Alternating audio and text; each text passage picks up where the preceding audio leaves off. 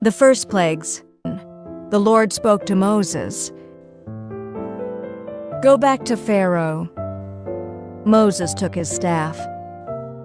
He decided to go again, trusting the Lord.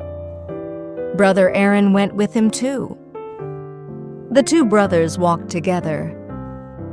Moses and Aaron went back to Pharaoh's palace. They stood before Pharaoh again. This time was different. The Lord says, "Let my people go."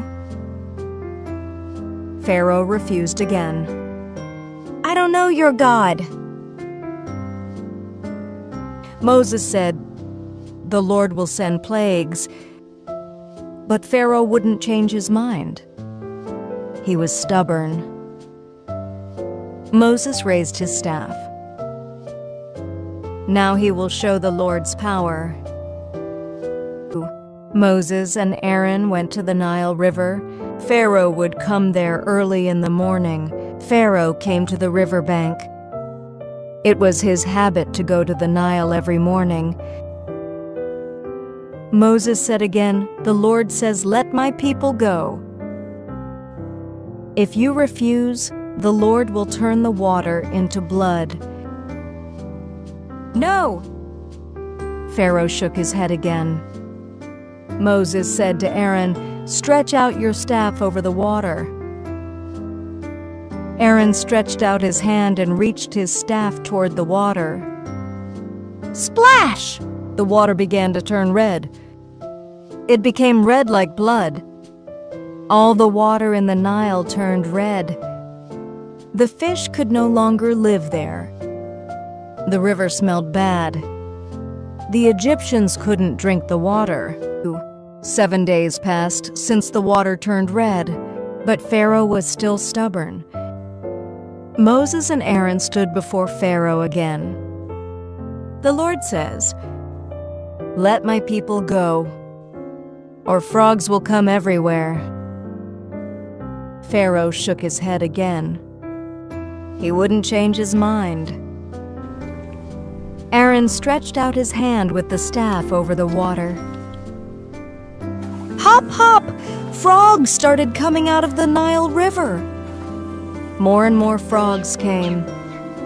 All of Egypt was full of them. Frogs went into the houses. In bedrooms and kitchens, too. Pharaoh's palace was full of frogs, too.